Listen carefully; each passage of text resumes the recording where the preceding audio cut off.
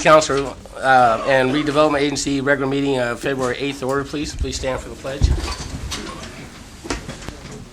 Ready to begin. I pledge allegiance to the flag of the United States of America and to the republic for which it stands, one nation, under God, indivisible, with liberty and justice for all.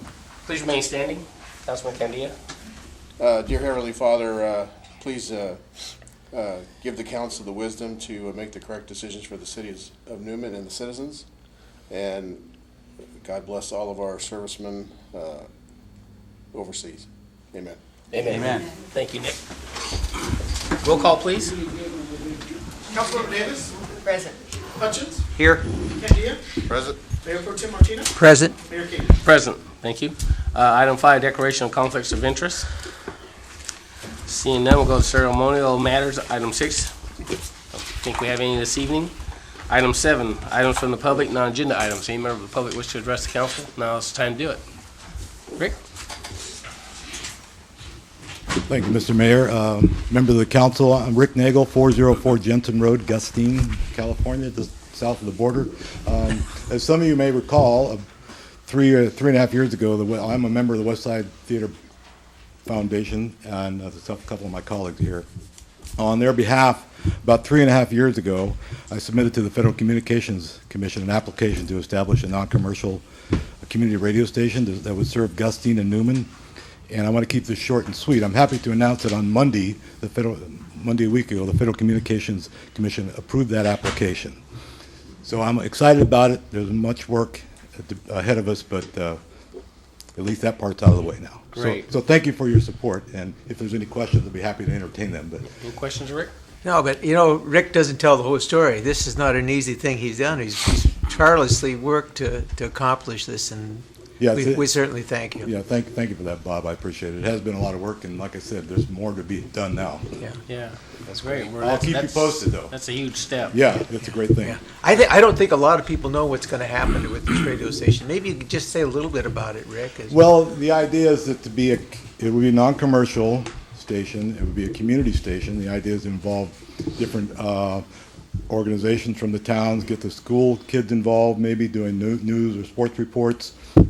It's kind of wide open. There would be a variety of music programming as well, and it wouldn't be the music that you would typically hear on the commercial dial. It would be educational to expose people to different styles of music. Ideally, we would be able to broadcast some concerts or events from the theater. I don't think broadcasting the city council meetings would be a point because you're already doing it on cable TV. So it's wide open, but the idea is to draw in all the members of the community, provide local news, and in a sense, in my way of thinking, is to erase that border between Gustine and Newman and make us all one larger community that's aware of what's going on in both towns and sort of share information. But thank you, Bob. Bob's always asking me every time I run into him what's going on, and I always have to do a little song and dance about, the last conversation was kind of clandestine because you said, don't say anything, Bob, but I think we're getting close. Yeah, it's been a long, drawn-out process and very frustrating because the federal government takes so long to act on these things. No. The joke is it takes the FCC a year to do a 3-minute egg. Thank you, folks. Thanks, Rick.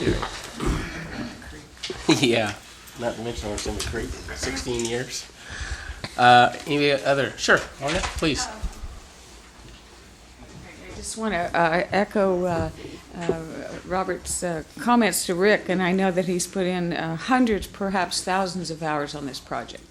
And very frustrating and back and forth and so on and so forth. So he had the endurance and the tenacity and the skills and the patience to go ahead and keep the thing moving. And I'm not sure what we're going to do with it, but thank you, Rick, from the West Side Theater Foundation Board. Appreciate it very much. Thank you, Lorna. I'm glad I didn't go right out the door.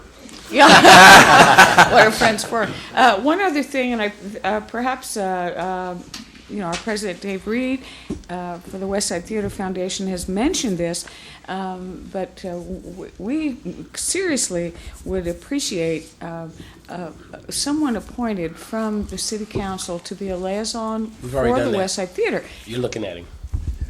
That's who I would have voted for. Thank you very much. Thank you, Lorna. Okay, we'll go to item 8, consent calendar, unless there's anybody else who wishes to address council. Okay, now we'll go to item 8. Consent calendar. A is waive all readings of ordinances and resolutions set by title. B is approval of the warrants. C is approval of the minutes of the January 25, 2011 regular meeting. D is authorize the city manager to prepare a letter of acceptance for the purchase of McPike Fields, WWTP land expansion. I make a motion that we approve the consent calendar as read. I'll second that motion. The motion and a second twice.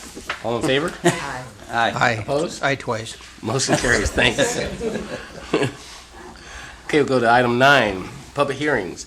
A is adopt resolution number 2011, next to number resolution approving and recommending approval to the Stanislaus County Board of Supervisors of the annual action plan for fiscal year 2011-2012, amendment to the fiscal year 2010-2011 NSP annual action plan, and amendment to the fiscal year 2007-2012 consolidated plan and close required 30-day public comment period.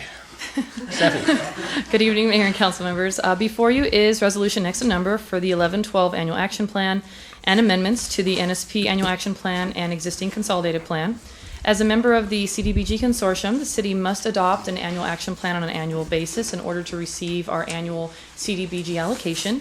Additionally, the Stanislaus County Consortia is proposing the 2 amendments to the NSP annual action plan and consolidated plan in order to receive NSP 3 funding and include the city of Houston in the consortia. Staff recommends that the council hold a public hearing, close the public comment period, and adopt resolution next to number approving and adopting the annual action plan and above mentioned amendments. Happy to answer any questions. Any questions of Stephanie before I open the public hearing? Public hearing is now open. Any member of the public wish to address the council regarding this item? Now it's time to do so. Seeing none, I'll bring it back to council for direction.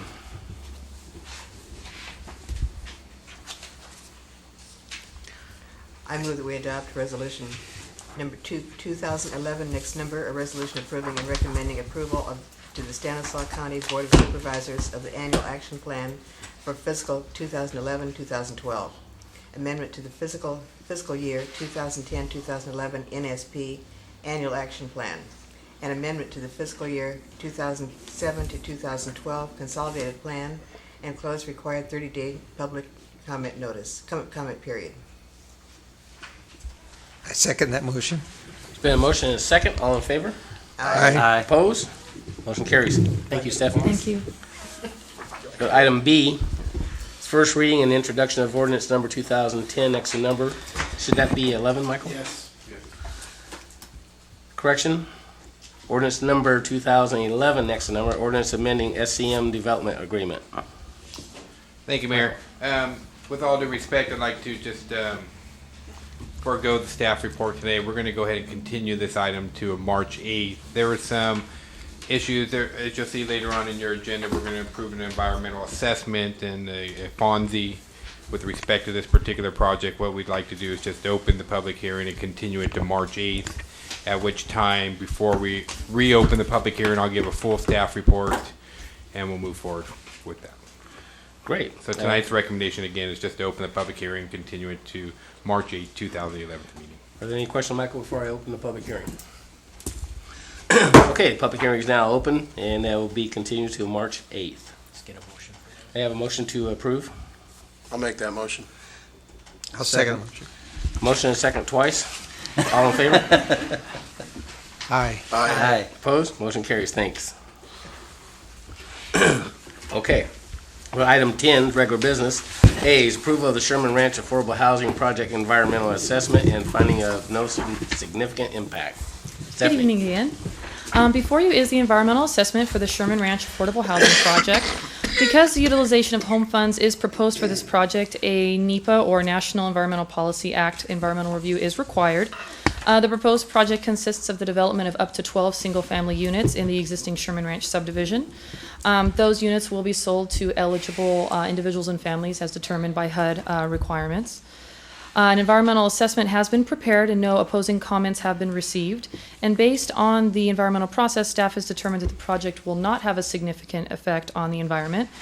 We are still waiting for SHPO concurrence, which is the State Historic Preservation Officer. However, we do not anticipate any kind of opposition. We've contacted everybody under the sun, including getting archaeological reports from the local universities, so we highly doubt that there's going to be any issues with it. Therefore, staff recommends that the City Council approve the environmental assessment and finding of no significant impact contingent upon SHPO concurrence. Happy to answer any questions. Any questions of Stephanie? If not, council direction? I so move that we approve of the Sherman Ranch Affordable Housing Project environmental assessment and findings of no significant impact. Second motion. The motion and a second, all in favor? Aye. Opposed? Motion carries. Thank you. We go to item B is appointment of members to fill vacancies on the Planning Commission, Parks and Recreation Commission, and Architectural Review Committee. With this item in review, if you reviewed your packet, you'll see that we have, I think there's a couple options before the council. We have 8 candidates for 8 positions. I think we can either try to go forward and with the interviews of the people that have filled application for those positions, or 2, we can just appoint those people to those positions since there's only 8 positions and 8 people who've applied. Council pleasure. Just a quick question, Mr. Mayor. Of the 8, have they all served on these commissions before? Most of them have previously, yeah, if you. There would be 2 new members to your Recreation Commission. Right. And I think the remaining 6 have previous experience with the commission that they have reapplied for. And I think the reason, just did I put that forward, since those are the only 8 people have applied, shown interest for those positions. I don't see a reason that, especially since 6 of them have already sat in those positions, the 2 additional to the Recreation Commission are the only 2 additional that have shown interest in those positions. I have a question about a married couple, being on the same committee. Does anybody else have an issue with that? I don't. It's an appointed position, and they are just recommendation only to the council. I don't particularly see a problem. Yeah, being that it is our Recreation Commission and it is advisory, when I looked at it, I concur with the mayor and said it wasn't that big of an issue. If it's a planning commission and there's more land use decisions being made, maybe then we would maybe have that a little bit further discussion. So, but I don't see an issue with it if the legal counsel does not see an issue with it. The only question I would have, goes kind of along with what Roberta's asked, is can they bring, it's advisory, but they can bring recommendations to the city council, correct? That's correct. And there are, how many members on this commission? There's 5, so they are not a majority of the. But of the could they commission. be a majority if there's a quorum of 3? I suppose they probably could, but then again, it's advisory, and then We'd still be able to. we would still. This council has final say, so I don't know. I think it's advisory to the council, but also advisory to our recreation director, who runs our recreation programs in our community. So again, it's advisory only. So I don't know that they're going to be making any life and death or big money expenditure recommendations without this council giving its blessing to anything. And surely city manager is going to monitor that stuff. So. And I guess my only question was, I think Tom's already answered it, as long as there's no. There's no legal problem with that. It's not like a nepotism, like an employment situation in City Hall. But it's still this council's option, whatever you want to do. If you want, a couple of the members, applicants are not here. One with a work schedule. There's no one who's ill, and I think actually there's 2 with work schedules and one that's ill. So. My opinion is that we fill the 8 positions with the 8 people we have. I concur. Everybody I concur? concur with that, yeah. Okay. So with that, we need a motion. We need a motion to just make those. Oh, okay, sure, yeah, you can do that. Okay, so how do you want to word it then there, Mr.? You could just move to appoint the people listed in the staff Okay, report. so I'll make a motion to approve the 8 people that have applied for each committee, Planning Commission, Recreation Commission, Architecture Review. I second that motion. Been a motion and a second. All in favor? Aye. Opposed? Motion carries. Thank you. Only 1 second. All right. We will move to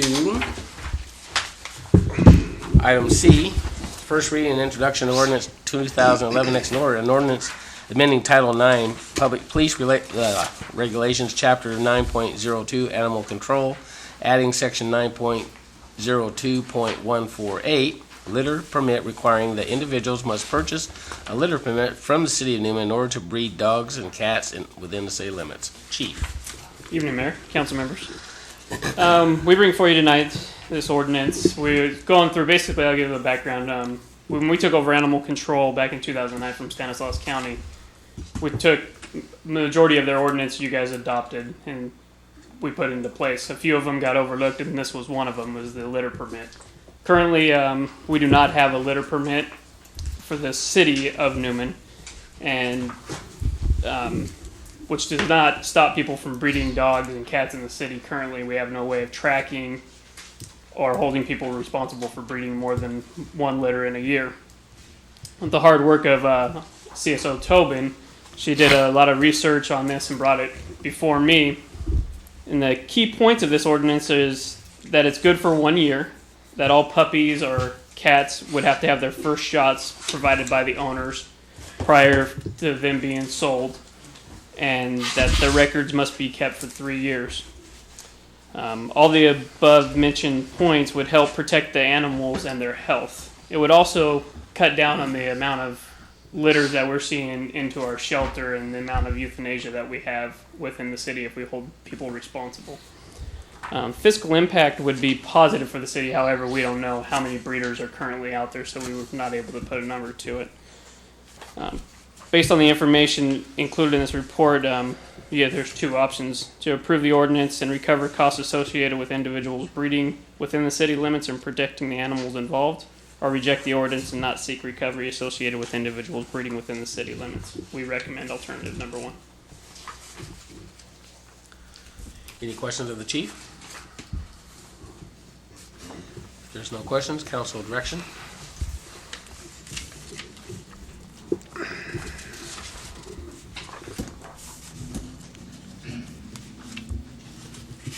Somebody? Nobody wants to read the long paragraph. I'll make a motion, we approve the first reading and introduction to ordinance number 2011 next number, an ordinance amending Title 9 Police Regulations, Chapter 9.02 Animal Control, adding Section 9.02.148 litter permit, requiring that individuals must purchase litter permits from the city of Newman in order to breed dogs, cats within the city limits. I second that motion. There's been a motion and a second. All in favor? Aye. Opposed? Motion carries. Thank you, Chief. Item D is adopt resolution number 2011 next number, a resolution updating fees related to animal control services. Chief? Okay, we're going to continue right along with animal control. After we released our duties with Stanislaus County, we went and contracted with the city of Gustine for shelter services. We were providing our own animal control, but the shelter services were provided by Gustine. In 2010, June 1st, we opened our own shelter, and some of the fees that were associated with that we needed to amend. Most of them were lowered. A few of them, a couple in here, were added. You can see the comparison as to what numbers went up and down. We did add, I believe, the one for the litter permit, which would go along with the ordinance I just told you about. Fiscal impact, the cost recovery from what we were paying to Gustine to what we're charging now, even though the numbers show lower, there would be a positive impact because we're not paying out that money to Gustine services anymore.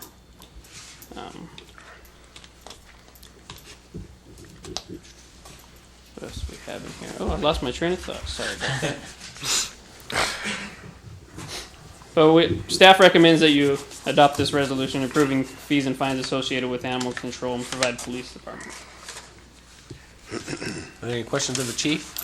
I just had a couple of quick questions, Mr. Mayor. In reviewing, I see that a lot of them are lowered. Are they still going to cover our administrative costs of doing some of the stuff like euthanasia and some of the different things that are going to be involved? Certainly, we looked at every one of the costs associated with it. They'll cover our administrative costs for everything. It's just the additional money that the citizens are now saving was the money that we were paying to Gusty.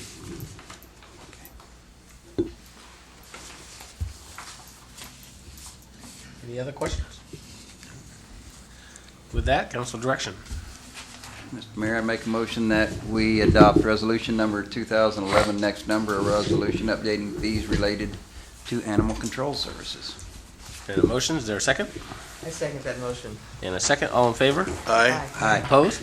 Motion carries. Thank you, chief. Item E is review of the 2010-2011 annual budget at mid-year. This ought to be fun. I'll try not to put you right to sleep. No, you go right ahead. Good evening, Mayor and council members. Before you is the review of the 2010-11 annual review or annual budget at mid-year. The goal of the mid-year budget review is to take stock of revenues and expenditures for the current fiscal year and project our ending fund balances. It's also an opportunity to make adjustments to our current budget, which was set in June of last year. Now that mid-year has come and gone, we better view of our current fiscal year revenue streams and expenditures. I've read reports from the county, state, federal, and private market and reviewed our revenue streams across all funds. I reviewed our actual and projected expenditures through the end of this fiscal year to project our year-end fund balances. All of our fund balances are projected to have positive ending balances except for our state grants and the storm drain fund. The storm drain fund is negative due to pending credit liabilities, and the state fund is negative due to the timing of expenditures and funds received. The projected negative ending fund balances on these two funds are not significant. In our current adopted budget from last year, we projected a general fund deficit for this year of about $233,000. After the mid-year review, using conservative projections, that is underestimating our revenues and overestimating our expenditures, we project only about $132,000 deficit, with the general fund ending balance of about $2.8 million. The deficit equates to 4.4% of our beginning audited fund balance, leaving us with a 77% reserve of annual operating costs. To kind of give you an idea, the city of Modesto right now is about a 7% reserve. One significant reduction in our general fund deficit is due to administrative citations, which were originally budgeted to add $15,000 to our general fund, but in reality are looking closer to adding $110,000. In the report before you, attachments A and B are comparisons of budgeted versus actual of our revenues and expenses. Attachments C and D show requested budget adjustments to our revenues and expenses. I'm sure you've all had time to go through those and look at them, and I won't drag you through step by step. The last page takes our audited starting balance, applies our current budgeted from earlier, plus these requested adjustments to arrive at estimated ending fund balances for the year.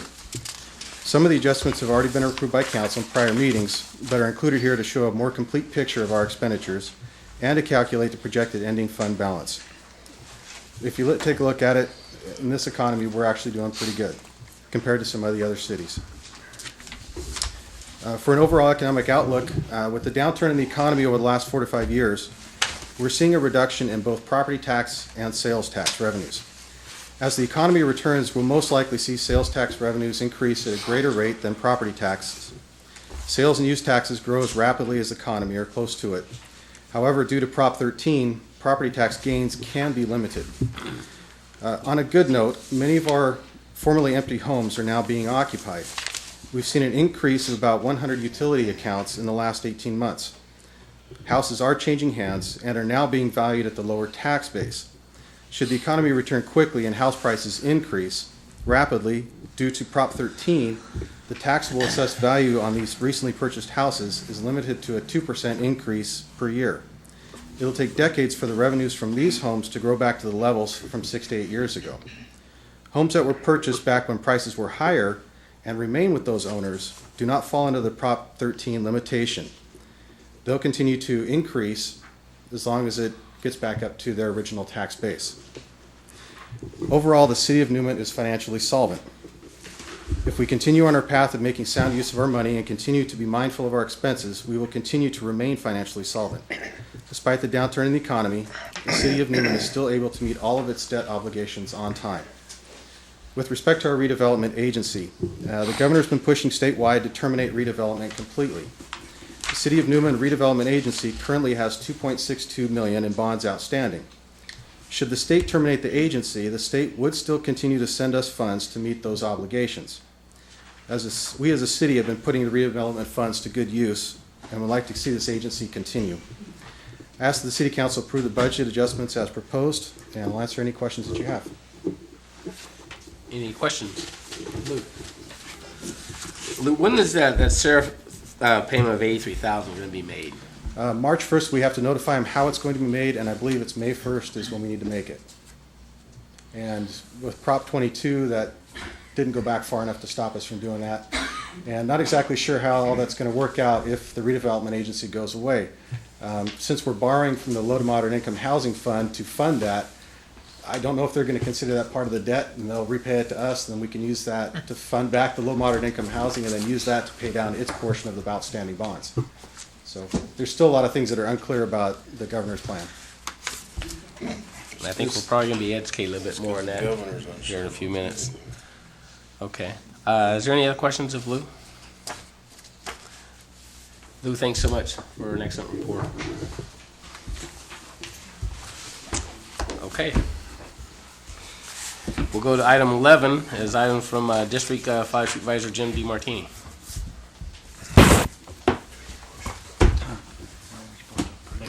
Yeah, I was just I'm sorry. looking at this. Mayor, it's the staff report. It says review and approve. Yeah. Let me just get a simple motion on that, just to approve it, and we'll do it in a minute order. Okay. Budget adjustments We'll go back to item C, on the review of the 2010-2011 annual budget.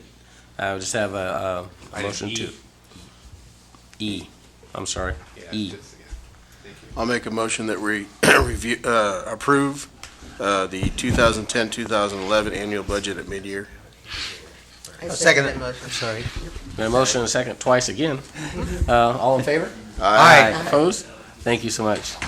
And I apologize for the error. It just said review, didn't I? I didn't know if it took action or not. So, okay, now, Jim, you're up.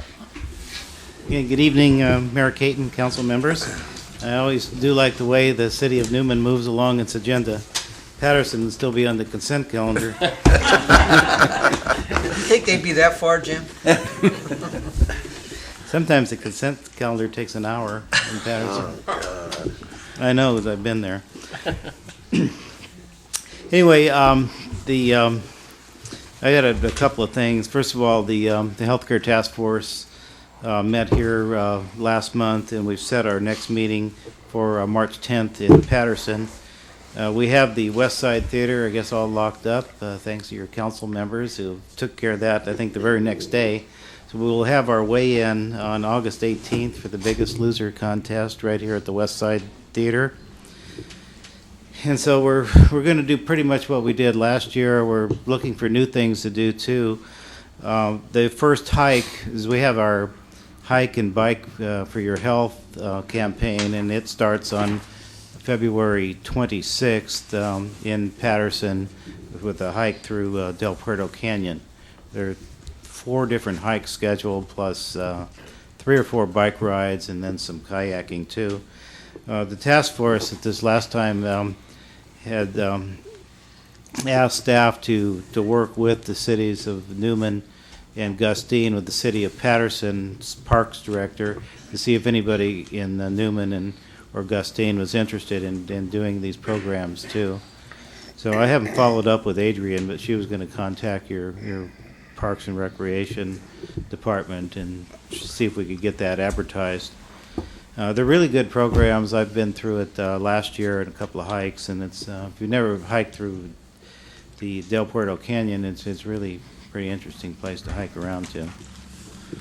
So anyway, that's kind of where we're at now. We're looking forward to the Biggest Loser contest again. It'll be our 3rd time at this, and we grew from 3 teams the first year to, I don't know, 7 or 8 this last year. So we look forward to doing it again and just see if we can grow the event. Of other interest, and the only other thing that I have, still, I want to be sure you're aware of the West Park proposal will be coming to the Board of Supervisors on March 8th. At this time, he is supposed to present what his project is. What he's going to say, nobody really knows, because there hasn't been anything done on this project at all in 2 years that we're aware of, and that's from a Freedom of Information request. So he's been asked to come to the board on March 8th, and at that time, he was supposed to present just what his proposal is, what he's going to do, how he's going to finance it, just everything about the project. He is still yet to submit a project, although we have, ideas of what he said he's going to do, but it keeps changing. But the official submission of the project has not happened this yet. So, and I have confirmed that it will be on March 8th. I know that's of concern to everybody on the west side, so if anybody is interested, that would be the meeting to go to. It will probably be next to about the only thing on the agenda that day, and so we start at 9 o'clock in the morning, March 8th. If anybody's got any question about it, I'll be glad to talk to you about it, either now or later. Any questions of Jim? I'm sure several of us will be there at that meeting. So. Yeah, well, I think it's a good one to express, what your concerns are after the project's presented. It'll be a public hearing, and I imagine it will be a fairly lengthy one too. So if you got some place else. Should we get there early and get ringside seats? Yeah. If you got something else to, be out at 11 o'clock, you probably don't want to go to that meeting, because, it could be rather lengthy, because there's a lot of interest in the project of just, to see what it is after it's submitted. There's a lot of unanswered questions, whether the Port of Oakland is interested in it, the railroad, the environmental work, the size of the project, financing, solar collectors, the development of the airport. It's a lot. It's a long list of questions that have been simmering for years. So this will be the time to get everything out on the table. Great. Thank you, Jim. Okay. Item 12, items from the city manager. Thank you, Mayor. Yesterday, Councilman Hutchins and I traveled up to Sacramento, and we went and met with Assemblymember Galgiani regarding the governor's budget proposal. And if you don't know or you haven't heard, the governor is proposing at this time to eliminate all redevelopment agencies. It wasn't enough that the citizens passed Proposition 22 that said the state could not take local funds. So since they can't take redevelopment money, they'll just get rid of the redevelopment agencies. It's kind of the way they're going. So we met with the chief of staff for Assemblywoman Galgiani's office and made our thoughts known and shared with her the success that we've had through our redevelopment agency. And I'm going to go over a little bit of that later. We were in and out of there pretty quickly, about 15, 20 minutes. We had a little extra time before we had to go to our legislative hearings. So we decided to crash Senator Canella's office. And he was gracious enough to take us in and listen to us complain about redevelopment in the governor's proposal. Sounds like he's, based upon his experience on this city council from Ceres, he's very supportive of redevelopment agencies and understands the advantages of having an enterprise zone in our community. So, but he did share with us that it is very complicated because they tie all these things up together in a big bill. So he wants to support those, and he'll do everything he can to make sure that those get supported. Lastly, we also talked to him about the Vlf fees, and for those who don't know, a portion of your DMV fees are actually go and pay for law enforcement in local communities as well as the CHP. There was a deal cut in late of the calendar year 10 to continue those because they were supposed to sunset on June 30th. The leaders of the Assembly and Senate did not allow those votes to go forward because they wanted to tie the VLF fees to the propositions that are going to occur in June. Therefore, they're going to say, by you continuing these higher taxes that they've placed on us, But you continuing them for the next 5 years, you're going to save public safety jobs. Otherwise, they couldn't use public safety. They're mostly going to go to save social programs. So that's kind of the take on that. So it's unfortunate that, the deal wasn't cut earlier, because it's something that, for us, it's $100,000 that'll come right out of our general fund. It funds at least one police officer in our community directly. So we'll see how that plays out. Following that, we went to a joint hearing of the Finance Committee, Budget Committee, and Taxation Revenue. I know they got so many committees, subcommittees up there. That was very painful. We sat there from about 1 to 6 and just listened and heard speakers at certain times. The interesting part was when they were talking about the enterprise zones, they had the Public Policy Institute up there, and they gave their report about how enterprise zones were not effective, and all they did is kind of move jobs around different areas within the state. And so they were recommending that enterprise zones be eliminated. Right afterwards, a professor from USC and some of his economic colleagues, PhDs down there, did a study on a nationwide basis about these economic zones, and they really talked about how they're used to make states and areas more competitive, because you're not only competing with communities and regions within California, you're competing with the rest of the nation to land these big corporations and jobs that may be coming in there. He gave an example, which is Illinois. Illinois is having similar budgetary issues as the state of California. They decided to raise taxes instead of getting rid of their enterprise zones. So all their findings and statistics say that enterprise zones do help create jobs, and they are very effective. Because at that point, the chairman said, well, that's a nationwide study, doesn't have any relevance, therefore we're going to rely upon the PPIs. One which is solely based on California that says enterprise zones are not effective. So they went on, a bunch of speakers came up and said how it worked. And then they moved on to redevelopment. Same type of thing. I think it was the legislative analyst's office came in, said we did a study on all the redevelopment agencies nationwide. And it goes to show, but look at our statistics, they're ineffective. We need to get rid of them. The next guy came up and we did a study just on the California ones. And if you look at them, yeah, there's a few areas that aren't effective, but all redevelopment agencies in California are effective. So therefore you should keep them. That's when the chairman kind of said, well, you only looked at California. And they looked at the whole nation. So therefore we're going to take their report, their data. So it was kind of staged. You could see that the chairman of the committee is the same party as the governor, and I think they're going to support the governor's proposal. There were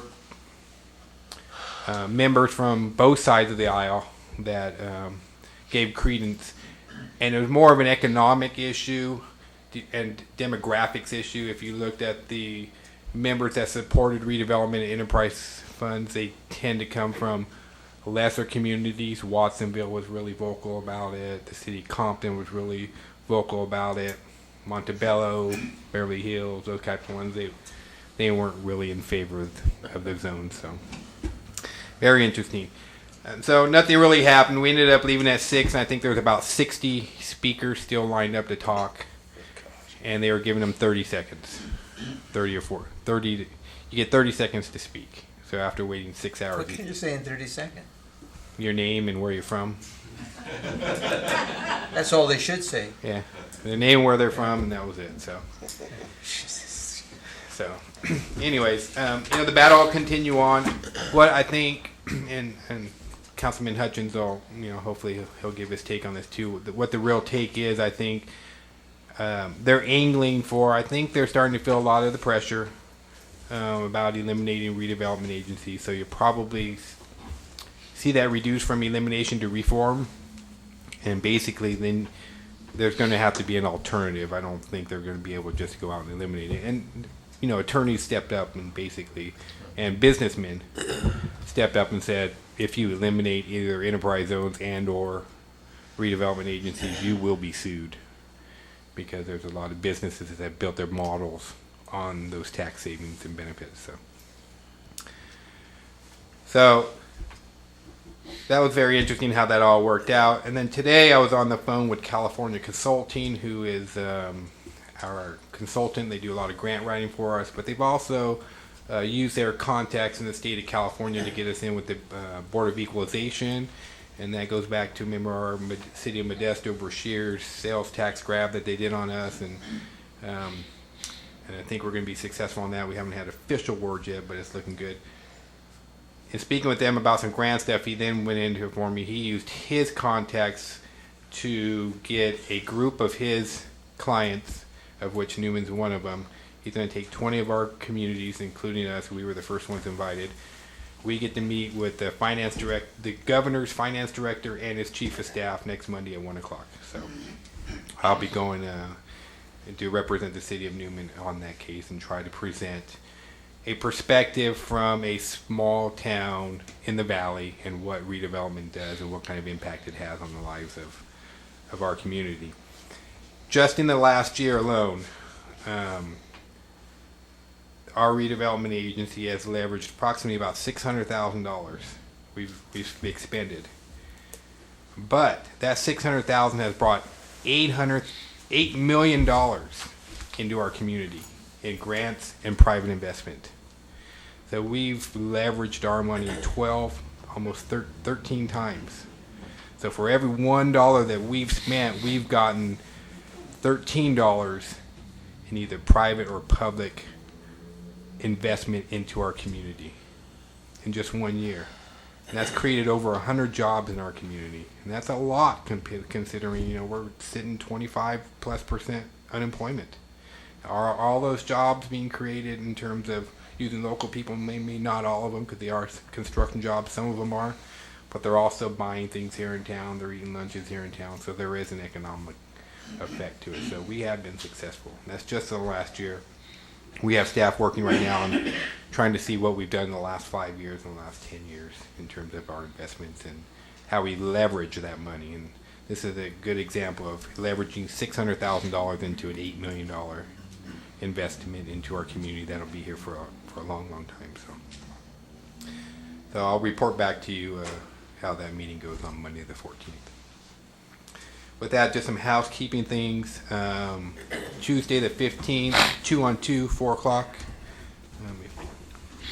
If you can't make it, Nick, let me know and we'll get somebody to step in for you there. Next Thursday's Planning Commission meeting has been canceled due to a lack of items.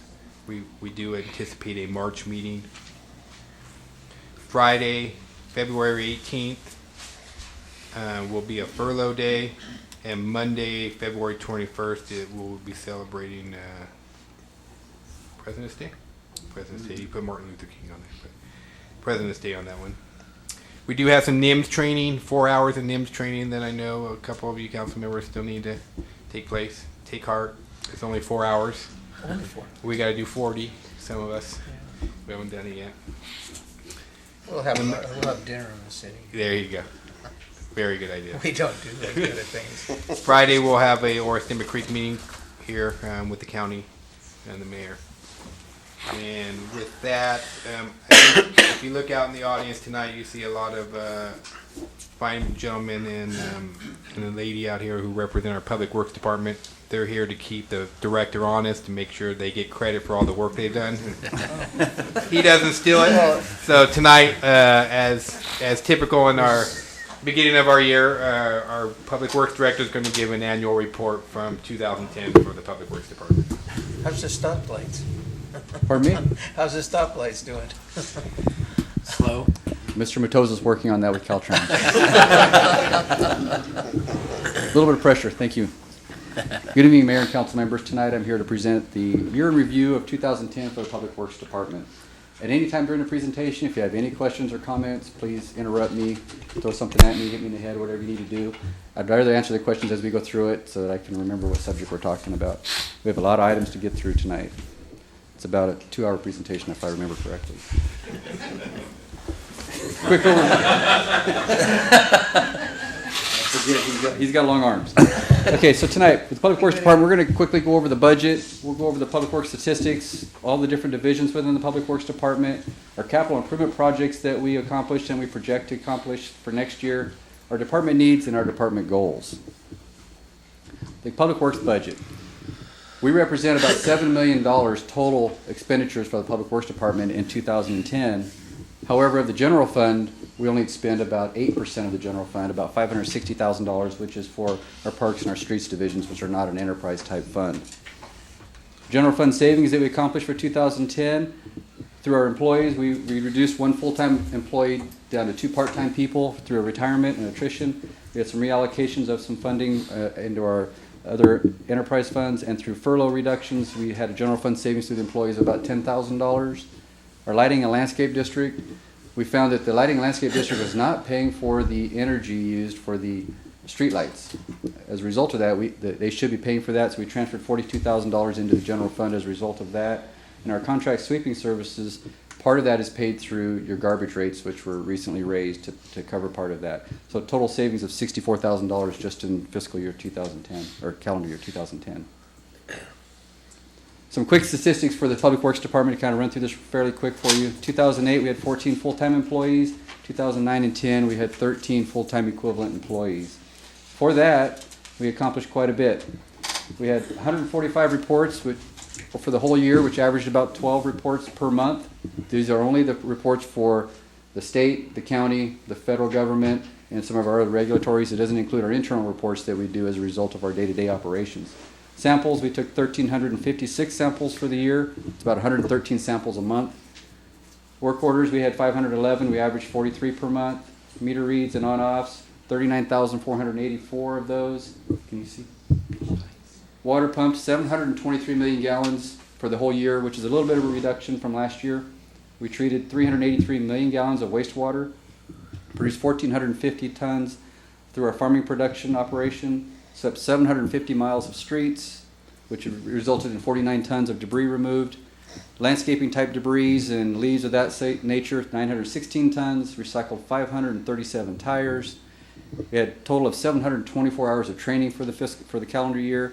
Our department has 16 certifications for water treatment, water distribution, wastewater, pesticides, and things of that nature, and 13 capital projects with about $13.2 million. So that's kind of a quick rundown on overall the Public Works Department. I'll go into further detail on those for you. Government buildings and janitorial services. The Public Works Department provides for minor repairs and janitorial services for quite a few buildings, not all 20 facilities. We do the City Hall, the Fire Department, Police Department, Teen Center, Museum, and some of the Public Works facilities. That is about 30,000 square feet on a weekly basis. It's about 1.5 million square feet annually that we are responsible for on the janitorial and minor repairs. Park repairs and maintenance, 16 parks and landscape areas. That's about 31 acres. We maintain those about 35 times a year because during the winter we don't have any mowing or anything going on. That's about 1.6 miles annually that we're mowing and maintaining and caring for. And we have 2,170 street trees at various growth stages in the city that we maintain on a periodic basis. Streets division, there's about 42 miles of streets in the city. In 2009, we had 250 potholes repairs. We had a little bit of reduction in 2010. We're down to 152. Graffiti removal is almost the same. We had one more incident this year, so we had a total of 49 incidences this year. Sidewalk repairs, in 2009, took a very aggressive approach and repaired almost every sidewalk that was considered a real tripping hazard. As a result of that, in 2010, we had a lot less repairs we had to do. And we're going to try and stay on top of that and keep those repairs to a minimum if we can stay on top of it. Streetlight repairs, we had a reduction in streetlight repairs from 98 to 25 in 2010. The street sweeping in 2009 was 500 miles, 37 tons. 2010, we had 750 miles and 49 tons. The reason for the increase, in 2009, we were sweeping residential areas once a month. Through some negotiations with the contractor and with the garbage rates helping to fund some of that, we were able to increase the residential areas to twice a month, and that was only for half the year, so we should see an increase in next year as well. Debris removal, we went from 580 tons this year, we almost doubled it to 916 tons of tree prunings and leaf debris and things of that nature that we picked up throughout the year. We purchased a Cng Lift Truck, $165,000. That was 100% grant funded. None of that funding came out of the city funds. And we've striped crosswalks and stop bars, a total of 53 of those throughout the city this year. I didn't have any statistics on that for 2009, so I couldn't do a comparison. And one of the projects that we're pretty proud of, we converted our old street sweeper, since we're no longer doing that, we're contracting those services out, into a storm drain vacuum truck. We go out and they'll vacuum out the catch basins and things and the lines that go across the intersections to help get those cleaned out, so we can help prevent some of the flooding that sometimes occurs from not maintaining the system. The water division, we have 4 wells and about 28 miles of water lines throughout the city. Like I said earlier, we had a reduction in drinking water that was delivered. We had 786 million gallons in 2009, and now we went down to 723 million gallons in 2010. I'll show you a graph on that shortly, a comparison from 1978 to 2010. Our water meters read, we had in 2009 it was estimated we did 35,000. We were able to track that and come up with some firm numbers, so I don't think that's accurate to say that we increased to 37,990. I think that the 37,990 is a more accurate number. Water system samples, we increased to 524 samples this year. Water system service repairs, about the same, a little bit of reduction down to 29 system repairs. And we have 137 units, backflow units in the city, and that stayed the same. We tested and certified the same number this year. A project we completed, we installed eye washes at every one of the well facilities. We have some chemicals there that if it splashes in your face, you need to have an eye wash there. So we noticed, our safety coordinator noticed that, and we got those installed. Replaced our VFD drive, flow meter, and outside vent at well 6. We actually had a rash of improvements along our well sites this year for some reason, and this kind of indicates that. We had to install some cooling fans at well 8. The electrical components were getting knocked out due to extreme heat, so we had to go in and put some fans to help reduce that. We cleaned and inspected our 100,000 gallon storage tank, which is required once every 5 years. Installed all the water services for the Plaza project to help keep our costs down on that project. This is a graph showing our water demand that has happened since 1978. You can see here in 1978, we're probably down 190 million gallons. We kind of had an average coming through here, and we peaked up here in 2008 at 922 million gallons. Since then, we've had a reduction through water conservation and probably through some of the foreclosure process. It's dropped us down about 20%, 22% at 723 million gallons this year in 2010. Sewer division, 34 miles of sewer lines. We treated 144 million gallons on average at our wastewater plant. We farm about 259 acres out there. We treated 383 million gallons of wastewater at the plant, had a slight reduction in our wastewater irrigation at the plant. I attribute some of that. We have a 40-acre storage basin that we installed last year, or year before last, that has a little more evapotranspiration that's occurring, so we have a lot more water evaporating instead of having to land apply it. So we had a little bit of reduction there. Water samples, we had an increase up to 832 samples this year. Farming production, a little bit of a reduction there, 1,500 tons down to 1,450 tons.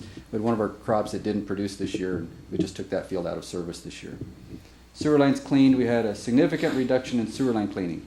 In 2009, we had an aggressive campaign to get those lines cleaned and keep them from clogging so we wouldn't have any sewer overflows. And that's why we had the reduction in 2010. We hope to stay on top of that on a weekly basis. We're out there pulling the manholes, checking the lines, and making sure that we keep those cleaned. It's not fun having sewer on the roads. Storm drain repairs, about the same. We had a couple more storm drain sewer repairs this year, 30. Sewer overflows, which is the best number on the chart, 0. If we have a sewer overflow, then it creates all kinds of problems and reports that we have to generate, plus the mess that it creates. And we have our wastewater sludge removal project, which kicked off in 2010, 18.8 inches of removal, a reduction of the sludge in our oxidation pond. And a couple of projects that we started this year, we had a problem with our Sherman sewer park lift station. Rags were getting clogged up in the lift station. We couldn't figure out what was going on. We couldn't figure out where they were coming from. Our supervisor came up with the idea of getting some different impellers in there. It helps chop those up quite a bit better. Since then, we haven't had an issue with that. That was a pretty nice one. Replaced the mechanical seals at our lift stations and reconstructed a water truck at the wastewater plant. Instead of going out and purchasing a new vehicle, Chris, one of our operators out there, decided he could refabricate the truck and make it usable instead of spending money on a new truck at a substantial savings for us. We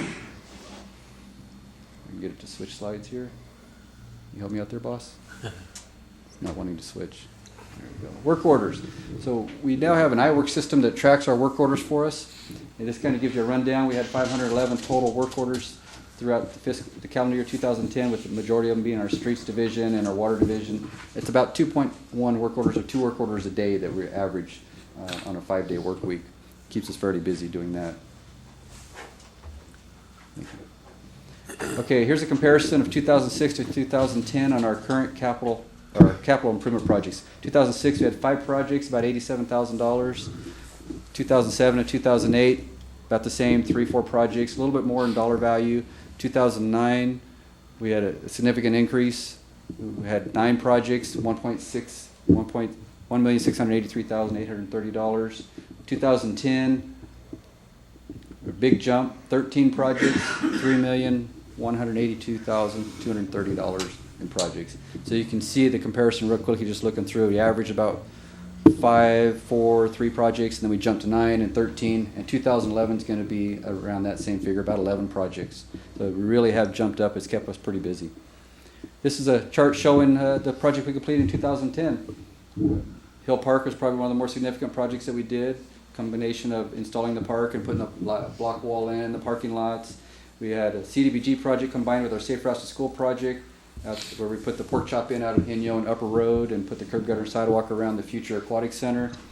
We refurbished the animal shelter, so we no longer have to have services provided for City of Gustine. That was a good savings for the general fund that the police department was able to realize.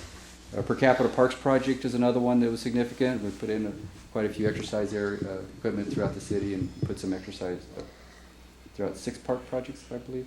Yeah, 7 stations. 7 stations, 6 parks. Thank you. Skada Sewer Lift Station. This is a project that we put in. Our computers now control our lift stations instead of us having to spend weekends and every day monitoring those lift stations. Now it sends us information if one of them has a problem. They call our on-call guy. It tells us on the computer, sends me a number, phone call, lets me know we got a problem. The Norris Demba Soil Borings project, which is completed, and our downtown plaza for $3,182,230 for total projects for just capital improvement. Plan for 2011. Not the same dollar amount, but a significant number of projects. One of the projects that's currently underway is to get new aerators that we purchased, installed at our wastewater plant, install a new municipal test hole, but this is just for the design of the test hole. We're getting the test hole drilled now. They're going to get the sample results from that, and then we'll start the design phase on that one. We put in for 2 grants, Urban Forestry Tree Grant, Recycled Tire Grant. If we get those grants, those will be 2 projects that we'll be looking at for next year. M Street sewer line replacement, that's been identified in our CIP, that there's several blocks in there that the sewer line is in need of replacements. That's a project we identified. The aeration basin sludge removal project is continuing on for this next current year, or next fiscal year.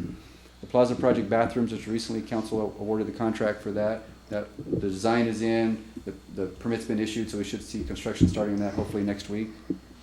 CDBG Phase 2, S&T Streets, curb gutter and sidewalk, and matching pavement. That project should be out to bid hopefully this month, by the end of this month. CDBG Phase 3, PQ and R streets. That project's in design. We hope to award that one sometime in July or August of this year, to get that one under construction. A monitoring well work plan at the wastewater plant. With the addition of the additional farmland, we have to put in some monitoring wells so we can judge the impact on our land application. And then Upper Road landscaping improvements is a project we identified in Lighting Landscape District. There's some landscaping out there that's not in, and we need to put that in.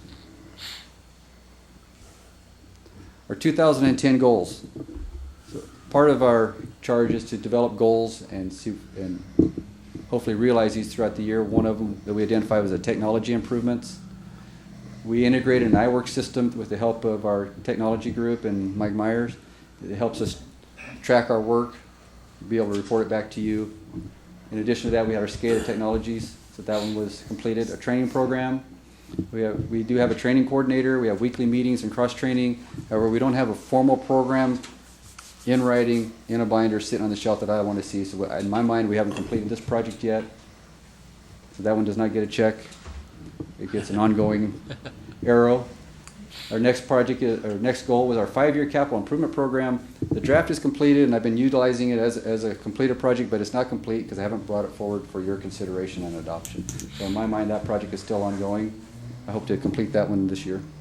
The next one is corporation yard improvements. We've installed cameras, lighting, storage bins, and canopies at the corporation yard, getting it dressed up and cleaned up a little bit. That project has been completed.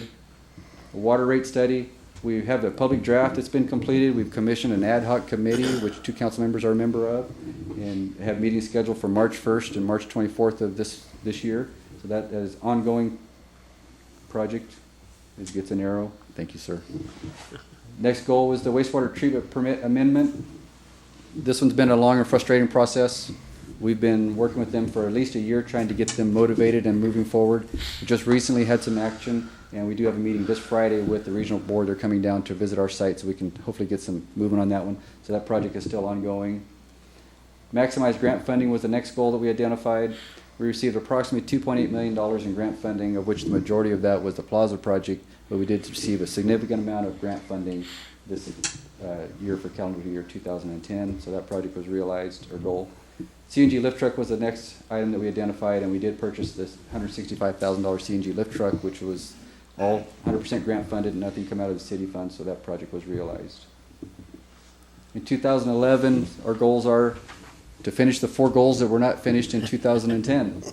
So we definitely have to finish our training program, our permit amendment, our 5-year capital improvement program, and our water rate study. In addition to that, we identified 5 more projects to our goals, which the first one is an internal and external public works survey.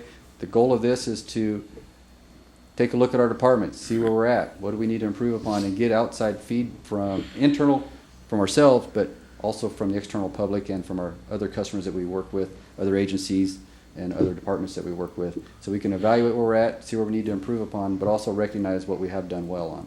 So that'll be happening this calendar year. In addition, we have the evaluate memorial building costs. This is a project that was identified earlier in the year by one of our council members, and we feel it's important that we look at where we're at, what improvements that we need to do to the building, and are we recovering enough costs to keep that building up to date. Main Street, the street name repair option, that's another goal that we have identified. It's important. It was on the back burner a little bit while the Plaza project was going on due to limited staffing, but now it's on the front burner. So in 2011, I'll be bringing some options to council, probably sooner than later, on what we have identified and how we want to repair those street names out there. And complete all of our capital projects in a new corporation yard, and I'll go into that in more detail. Department needs. We have identified 4 department needs within the Public Works Department, and these are what we consider essential department needs. It's not our wants, it's our needs. And I identify a difference between that. Do I really want it or need it, or do I just want it? We have a couple trucks in our division that are in pretty bad shape. They're probably on their last leg. We identified that those probably should be replaced this year. UTV, we call it a mule in the Parks Department. We had ours stolen, unfortunately, and have not recovered that. It's been a real deficit for the Parks Department. It's really hard for them to get out there and maintain their parks and their alleyways without having that. A lawn aerator to keep our parks healthy over years. The soil compacts, and we need to get that aerator in place. We did contract that service out for 2 of our parks, for Dinsmore and for Pioneer Park. We also identified a thermoplastic striping machine for the streets department. We have a lot of our markings out there in the city, our thermoplastic, our crosswalks, and our stop bars. We have to contract that out if we need to get in there and redo those. This year we had to paint them because we didn't have the funds to contract them out through reductions. With a thermoplastic striping machine, it's a cost of about $8,000 to $10,000. We can then do it ourselves and stay up on our markings and help provide safety for our residents. Are we Staffing. missing something? Oh. We identified a maintenance worker that we need. We had a reduction in 2008 to 2009 of a maintenance worker through budget reasons and through having to ensure we stay within our budget means. So we identified that we need to replace this person, and the focus of that would be in the sewer and in lighting and landscape district. To help keep our areas that have been beautified, we need to stay on top of that. Another example would be for our beautiful plaza. We want to stay on top of that one as well. Okay, so here's the new corporation yard that I wanted to discuss with council or bring to your attention. Our current corporation yard has about 500 square feet of office/break rooms. Sits on about 2/3 of an acre and was built in 1930. And it's really not meeting the needs for the Public Works Department. It's just getting broke in. It's all downhill from here. As I've identified it, it's insufficient work and office space. We have about 10 full-time employees, 2 part-time, and sometimes 0 to 5 AWP workers that would be utilizing this building. myself and my administrative assistant are housed in a different facility. We're not even with our whole public works staff, so it kind of makes communications and work kind of cumbersome. It's always nice to have your staff all in one location so that you can control the work and stay informed with what's going on. So it'd be nice to have all the employees housed at one location, and also to protect and secure our equipment. Our existing corporation yard, the building, I'm going to show you some photos of it, it's just a corrugated metal sided building. You can walk up to the building, basically grab the siding and rip it open and get in there. Whether we lock the doors or not, it really isn't that secure. And then lastly would be an opportunity to provide a new animal shelter for the community if we get the size location that would benefit us in the police department. So these are two pictures of the exterior of our existing corporation yard. On the right, the little different coloration over here. This is the little office area that we have for our whole public works department. My office, like I said, are separate over by the water tower. And then this is the corrugated metal section, and you can see the rust is starting to appear on the roof, and it's in desperate need of repair. This is our only covered structure for our equipment. Recently, we purchased a new backhoe, a Cng Lift Truck, and a flatbed truck since 2008, since I've been here the last 2 years. $225,000 worth of equipment. Well, we need to protect that, and also with all of our existing equipment, we have a sewer truck that's about $40,000, sewer trailer. It's $40,000 piece of equipment that would be nice if we could protect that and make those last quite a bit longer. Couple look at the interior of the building. This is our break room, one table for 12 to 15 people, depending on if everybody times their breaks at the right time. This is our little kitchenette that we have, and that's it. We have one little bathroom, and it's really insufficient for what we have going on. There was an addition that was done along this wall right here. There was one little addition that was done, and that was so we could put a refrigerator in here, basically. And there's one computer for the whole building. This is the only office. This wall here represents the only office for that whole structure. We have a need for about 4 offices out there, one for myself and my administrative assistant, and for our supervisors. Right now we have 500 square feet for all of this. With that, this is our 2010 Public Works team. A few of those are sitting here tonight showing their support and their dedication to the city. And I just have to say, even though I'm the shortest one there except for the lady, I'm very proud of my people. They do a good job, and they're very dedicated. And it's really impressive to me to see my staff show up for the presentation. With that, if there are any questions, I'll be happy to answer them. Great. Any questions or comments? No, I just, when you look around this town, you know they're doing a damn good job. I mean, the city looks great, and thank you, everyone, for what you do out there. It really is appreciated. I'm very proud of them. They're very proud of their community. They really work hard, and it is showing. They don't go buy something without picking it up if it's trash on the road, and they're trying to do their best. I'll just echo Bob's comments. I think we all are very appreciative of the hard work, not only Public Works, but all of our staff throughout the city. I think everybody does a great job. Just in terms of the way our community appears to the public, I hear comments all the time from some of my peers at other cities that when they do come here for our mayor's meetings and things, they always comment how nice our community looks. So it is very much appreciated. Other questions? Any other questions, comments? Thank you, Garner. Garner, why don't you just introduce the ones that are here tonight so we can meet them all? Certainly, I'd be happy to. Sitting in the back row is Lance Perry. He's our wastewater superintendent out at the treatment plant. Next to him is Lee Emmons. He's our maintenance worker in our water department. Next to him is Doug Mutoza. He's our supervisor. He oversees all of the operations within the city limits itself for the whole public works department. I'll skip over the next gentleman. Next to that one we have...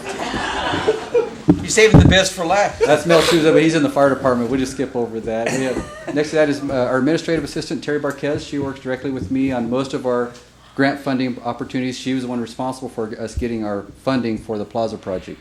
She did a heck of a job for that. In the next row, we have our janitorial services, which is on a part-time basis. That's Heather. She just started working with us in July. And next to that, we have Carlos.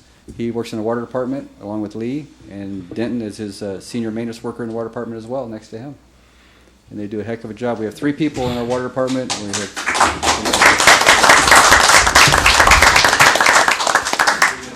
Thank you, Garner. Thank you, everybody. Job well done. Okay. Continue on with staff reports. Chief, you have anything else? No, unless you have any questions of me. No, you've had your shining moment. Lou, anything else? Stephanie, anything else? Well, let's move right on. Okay, items from council members. Don, anything? Well, you know, we'll save you last. I know you're gonna give a report on Sacramento, right? Okay, yes. Okay, Nick, anything? Not tonight. Bob? Just one comment, we talked about this radio station. Of course, I don't think a lot of people understand what it's going to mean for the community. I think, like Rick said, I think it's going to bring the two communities together. But they're just a lot of things that can be used for in the community, and it's going to give us a voice. And it'd be nice to be able to turn the radio on and listen to things that are going on in your own city and hear news that happens here. I know that Rick put a lot into this, and he did a wonderful job as far as I'm concerned, bringing it home, because the competition in something like this is just really unbelievable. Everyone wanted this, and it just we feel very fortunate that we got it. But anyway, I want to thank Rick, but the way he got this is great. So that's all I have. Thanks, Bob. Roberta, anything? I've had to miss the last two meetings, and it's wonderful to be back. Glad to have you back. And I don't have anything. And Don, what you got the floor? Table, dice. Well, since Garner got 2 hours, I get the next 2 hours, right? No, I just wanted to go over a couple of things, just to tag on to some things that City Manager Holland had spoke about. It was very interesting being there. We listened to probably, and like he said, we left with probably 60 people left. We probably listened to 80 to 90 people get up there and speak, of which probably 10 were in favor of abolishing the RDAs and the enterprise zones, and the rest were all in favor of keeping them. But one of the things that I think might be interesting to not only the council but also our citizens is that when the RDA was originally established, it was about a 2 to 3% was how much it cost, or how much you were able to get out of your property taxes. Was about 2 to 3% when it was originally established. At this point in time, I think we're at about, Michael, what was it, 10 to 12%, somewhere around in there. But there are some agencies, such as Riverside, San Bernardino, who receive 29 to 31% of their property taxes back in RDA, which of course is hurting the smaller ones, because because they are huge redevelopment agencies, and so that takes a big chunk of the money. But what I really found interesting was, being kind of a computer geek, it was interesting to me the way that they ran their surveys, especially PPIC, who the board listened to, or the committees listened to the most. The one gentleman that was talking used straight data, even though it was nationwide. They looked on a 1-to-1 basis. PPIC uses a checkbox basis. So if you have 1 to 5 employees, and then if you have 5 to 25, and then 25 to so many, and so far on up on it. So that if you had 5 or 6 employees, and you hired 6 more and went to 12, you would still be considered in that 5 to 25 range, which meant that the RDA did nothing for you. And that is the way that they based pretty much, and Mike can say if I'm misspeaking here, but that's the way it was pretty well laid out to us. So, and then they put that into an error, a normal, and said RDA doesn't do anything. So what they did was they set the data up to meet what they wanted to get out of it. And as any of you have ever taken statistics, you know you can make statistics say exactly what you want it to say, and that's what they did. And that was pretty much what I felt that the committees listened to, except for there were 2 or 3 people on there that kept coming back to this. The other thing is that I noted was that most of this data, and again, Michael can correct me if I'm wrong, but the latest data for either one of these two of the people that spoke, either for or against, was 2006. So basically, since the recession began, and we've utilized RDA to bring all these jobs about that were lost, there was no data. So they're relying on data of basically when times were great. So in looking at that, it's just one of the big things that kept coming up, and I know Michael's going to be up there next Monday, and then he and I, and if anybody else, we're going to make an appointment to go speak to the governor directly. And it's very interesting. It's to me, the old computer game, garbage in, garbage out. I can make it say what I want to make it say, but we have to also be prepared as a city council that that's what they're really pushing to, is to totally dump these programs. So I would just recommend that each of us keep up with what's going on a pretty constant basis. And I would also say to the citizens of the city, write your congressman. You know, we know that our senator is for keeping the RDA. We know that, or we're pretty sure that Galgiani's for keeping it, based on what our chief of staff said. But, you know, it's the more and more people that can talk to them, send stuff to Darrell Steinberg, you know, send it to anybody that you can think of to let them know just how important it is to help us in these smaller cities. And like I said, it was very interesting. The one thing that we touched on and that we heard over and over again that they just totally ignored was that we leverage $600,000 to make $8 million. They're looking at raw numbers, the $600,000. They do not look at what it leverages to be used for. And basically, that's all I had. Thanks, Don, and thanks for supporting the city and making the trip to Sacramento. It's important, and like Don said, I think we all get emails from Stephen and urging us to contact, you know, our senator and our assembly person and anybody else in Sacramento we can. And it may seem like it's going to be a fight that we can't win, but I think if we put enough political pressure on those in Sacramento, hopefully we'll get some kind of positive response out of them. But you know, who knows? And in lieu of Prop 22, okay, well, we won't take your money, but we just won't give you any. Yeah, but like one thing just to comment on that, you know, you're right. We don't know whether we're going to win or not. We do know if we don't fight, we're going to lose. Right, right. Mayor, if I just may impose one last final thought on this. I think the key thing that our residents need to understand, these are your property tax dollars. Right. Our redevelopment agencies do not raise property taxes 1 cent. What it does is it keeps your property tax dollars here in your community. What the state wants to do is take more of your property taxes to go to state programs instead of using your property taxes to fund local programs. That is it in a nutshell. It doesn't raise taxes. That's not 1 cent. What it does is it only keeps local property tax dollars here locally for projects within the city of Newman. If we lose, the money that was doing projects here in our community will go to the state of Sacramento, and we all know that the LA and Bay Area get all the money. So your property taxes will be leaving the county, leaving the region to go fund projects in Southern California and the Bay Area.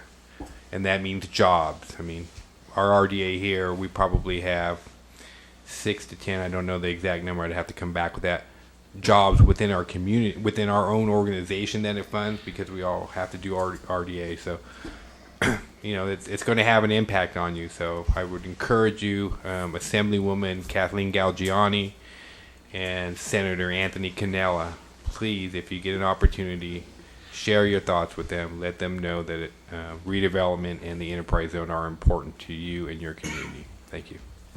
Thanks, Michael. If there's nothing further, we'll adjourn for the night. Thank you.